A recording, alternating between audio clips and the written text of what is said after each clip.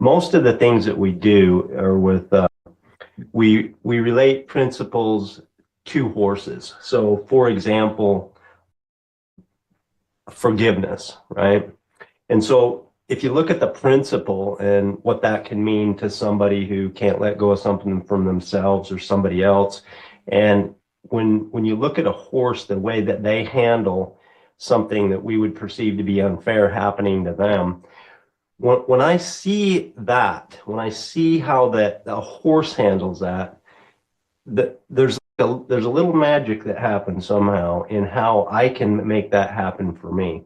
There's also, I think, an element of with especially with teens and with adults, it doesn't really matter that I don't know it makes it easier to have a little bit of cooperation. It makes principles a little bit easier to accept when they can when there's that like natural I don't know what the word is, but it's a natural. They see the natural effects, positive effects of what's happening, and so that makes these principles that we know can help human beings a little bit easier to accept. And that's just one. And I'll tell you just a little teeny bit more about that. So between horses and human beings, it's a relationship, right?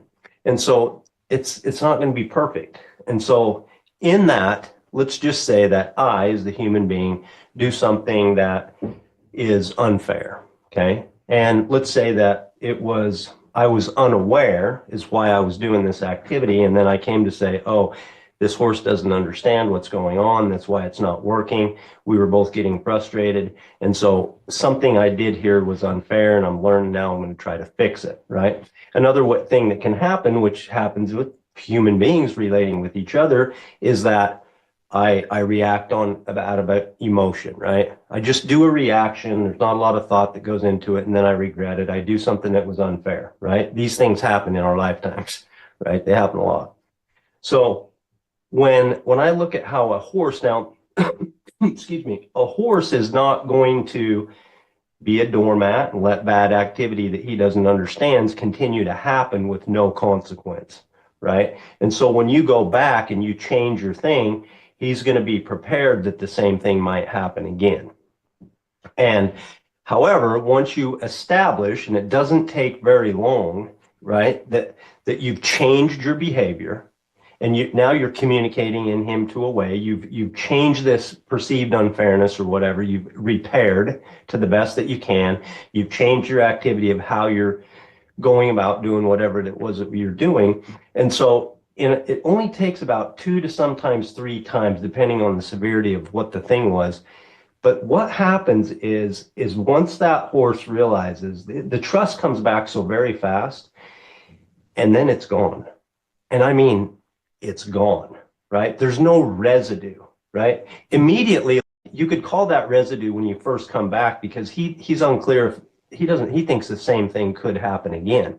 So it's not like horses just roll over all the time and let you do things that they think are unfair. But what the difference is a lot of times in our exchanges with each other, being able to fully let go, right, of things that we've done and what they mean about ourselves, and things that people have done to us and what we make that mean about ourselves and about them. A lot of times we can hold on to those things that we're not living in the moment. We have this stuff back planned, and we just hold on to it for so long. And horses really do. It's gone, right? When you say forgive and forget, it's gone. So when you actually witness this, right? And it's not like you would do something unfair just for the sake of a demonstration, but when you see we improve our relationship with horses over time, and if you have ever seen this exchange, it's magical.